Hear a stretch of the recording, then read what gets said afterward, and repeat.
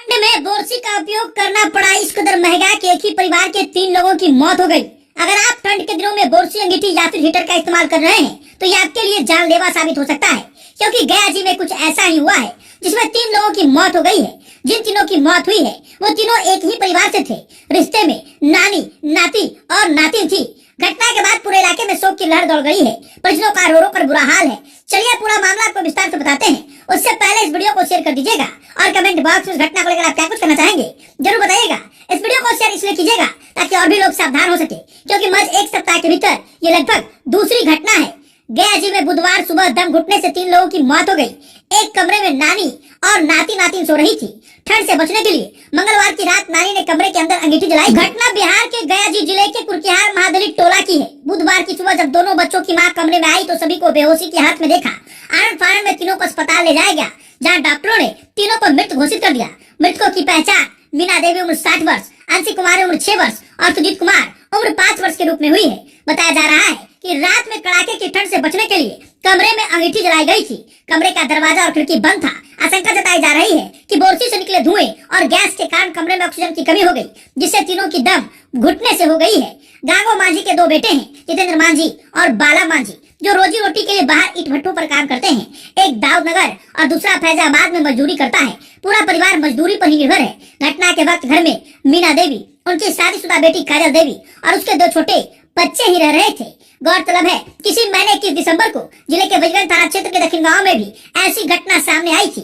वही ठंड से बचने के लिए जलाई गई बोरसी से दम घुटने के कारण 85 वर्षीय वृद्ध महिला और 4 महीने की बच्ची की मौत हो गई थी, जबकि बच्ची की मां की हालत गंभीर हो गई थी। वहीं मृतक दोनों बच्चों की मां काजल 2 महीने पहले ही बच्चों के साथ मायके आई थी। काजल के पति सुरेश मांझी चेन्नई में एक निजी कंपनी में काम करते हैं।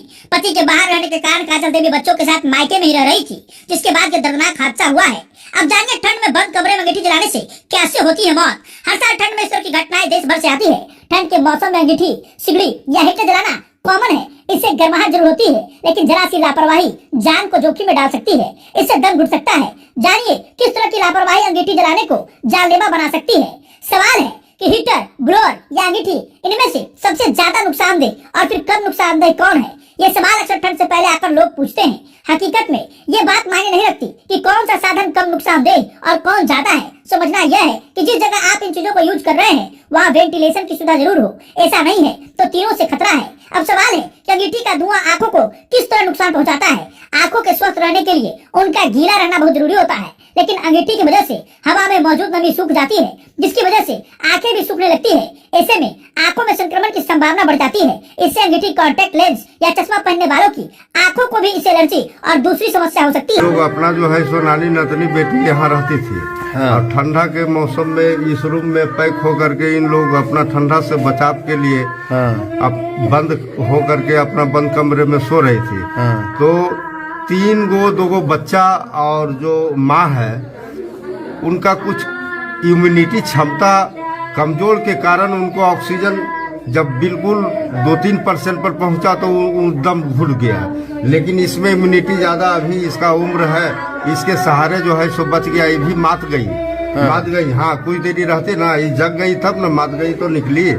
लेकिन ये भी इसका भी मौत हो जाता।